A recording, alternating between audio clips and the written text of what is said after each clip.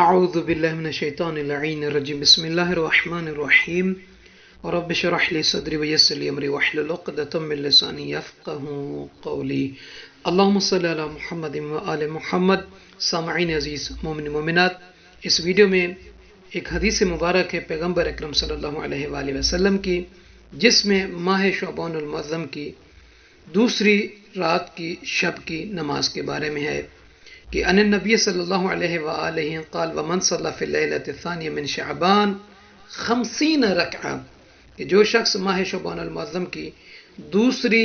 رات 50 رکعت نماز پڑھے، دو دو کر کے پڑھنی ہے، نیت یہ کرنی ہے کہ 2 رکعت نماز ماہ شعبان المعظم کی دوسری شب کی پڑھتا ہوں یا پڑھتی ہوں قربتاً الی اللہ۔ اللہ اکبر کہنے کے بعد یقرأ فی کل رکعہ فاتحۃ الکتاب مرہ وقل هو اللہ احد والمعوذتین مرہ،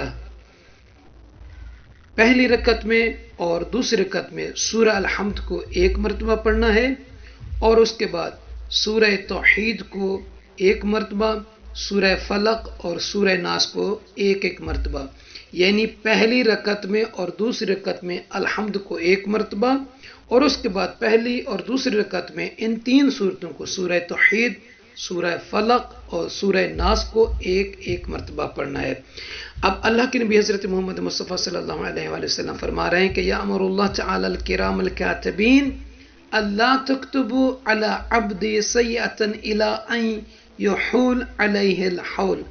کہ اے میرے ملائکہ، اے میرے فرشتوں، اللہ تعالیٰ حکم دے کر کہتا ہے کہ میرے اس بندے، اس نمازی، اس بندی، اس کنیز کے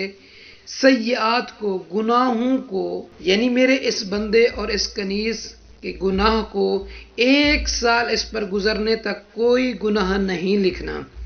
وَيَجْعَلَ اللَّهُ لَهُ نَصِيبًا فِي عِبَادَةِ أَهْلِ السَّمَاءِ وَالْأَرْضِ، اللہ تعالیٰ پھر اس کے لیے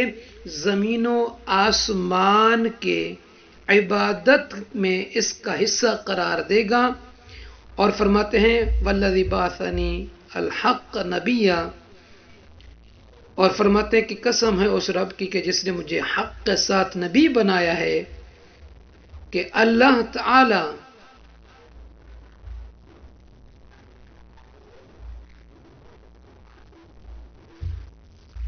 اور رسول اللہ صلی اللہ علیہ وآلہ وسلم فرما رہے ہیں کہ قسم ہے اس پروردگار کی کہ جس نے مجھے حق کے ساتھ نبی بنایا ہے، اس رات میں ہر وہ بندہ اس رات میں یہ عبادت کرے گا اور اللہ کی نمازیں پڑھے گا، سوائے 3 کے، شقی کے یا منافق کے یا فاجر کے۔